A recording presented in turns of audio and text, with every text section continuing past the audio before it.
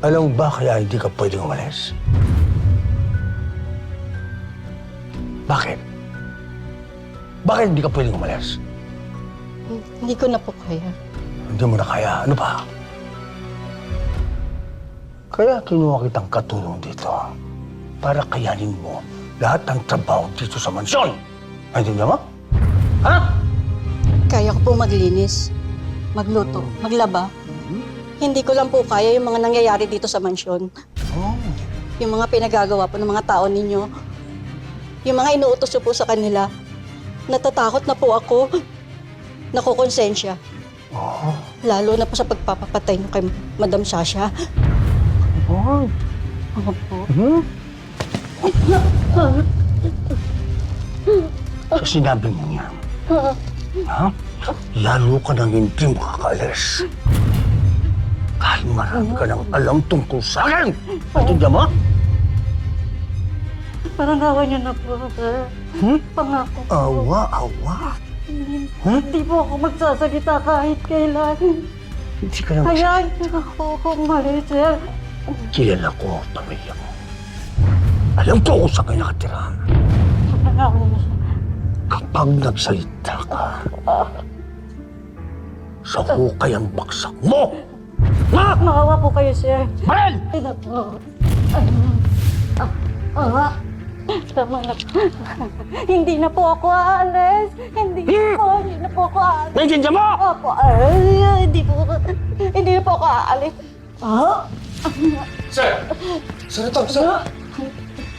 Ate, sir mo, huwag ka na makiram. Gawin mo nilang inutos ko sa'yo. Padalan mo ng bulaklak si Rebecca. Ngayon din. Yes, sir. At ikaw, Rebecca! Timpla mo ako ng kape. Opo.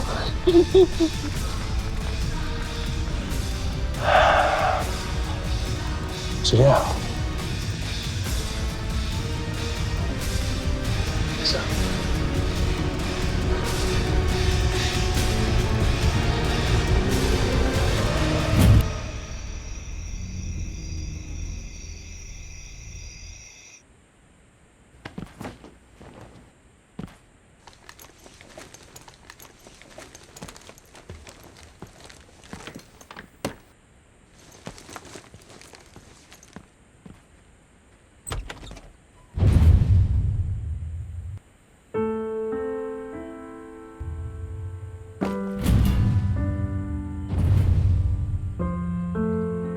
Joan.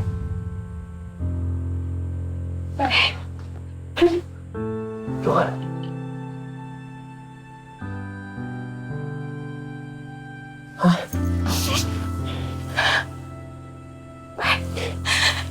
Pahinga dito na ako.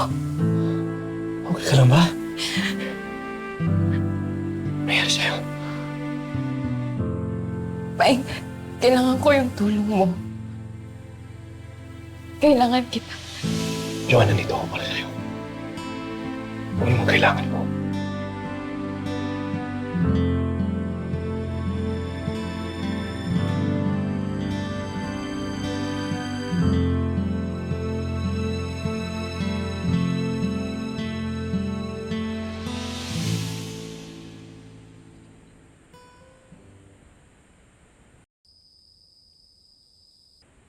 Uy! Tamang-tama pala yung pagdating ko eh. Patapos ka palang kumain. Gusto mo ba na pang himagas? Meron ba tayo dyan? Oo! Makain ka ba ng pinya? Depende. Depende. Depende kung matamis. Wait lang. Nasaan ba ang tinidor?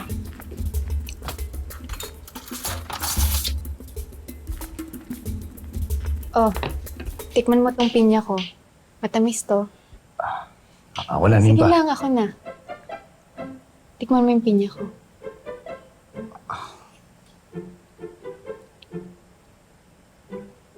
Di ba matamis ang pinya ko? Matamis nga.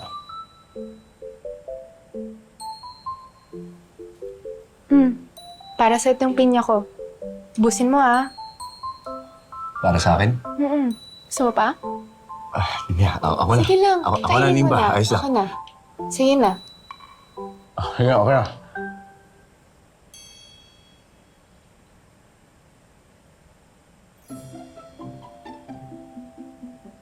Kain ka pa. Ah,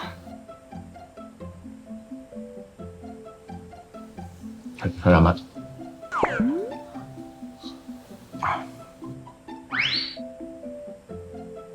o di ba matamis? Di ba masarap? Gusto mo pa? Sa'yo na yan, Sige Nimba. lang. Matamis ang pinya ko. Maraming salamat, Nimba. Pero sinabi mo kanina na para sa akin. Oo naman.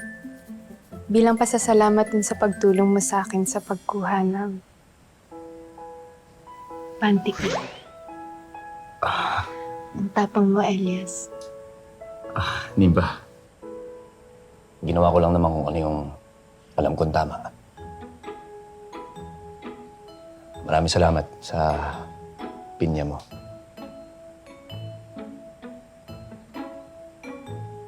O sige, kain ka pa. Busin mo to, ah. Sige. Ako nang bahala dyan, Nimba. Sige na. Sige na. Kain mo na. Maraming salamat.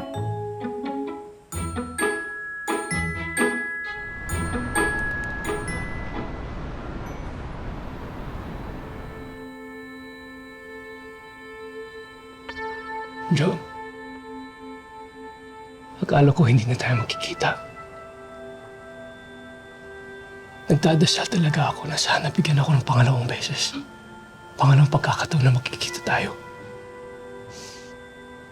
At salamat sa Diyos na rinig ang dasal ko. Paeng, nung nakarecover ako sa trauma ng pagkamatay ni Ama at ni Papa, ikaw lang yung laman ng isip ko. Bakit na meron?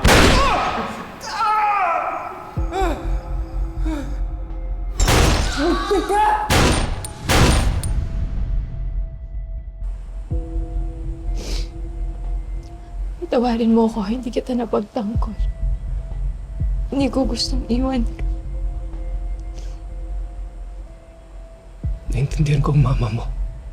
Naintindihan ko sila. At pasensya ka talaga wala ako dun para makatulong sa'yo. At dumaan ka sa mga bangungot na yan dahil wala ako sa tabi mo. Mahal, wala kang kasalanan. Walang may gusto nang mangyari.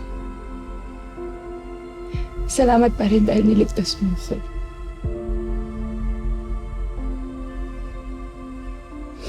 At salamat bumalik ka. Salamat. At hindi na ako lalayo sa piling mo. Tumakas lang ako kay La Mama. Gusto nila ako ipakasal dun sa anak ng business partner nila. Ayoko pa. Ikaw lang yung gusto kong makasama. Ikaw lang yung gusto kong makasama habang buhay.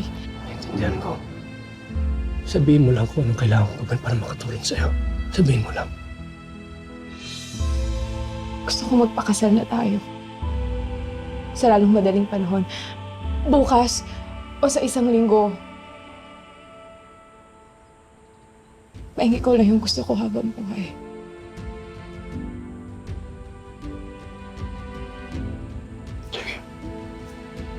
Sige. Handa na ako pakasalan ka, Joanne. Aasikasuhin ko na ang kasal natin. Kahit sa West muna gagawin ko. Ha? Yung pangako ko sa'yo.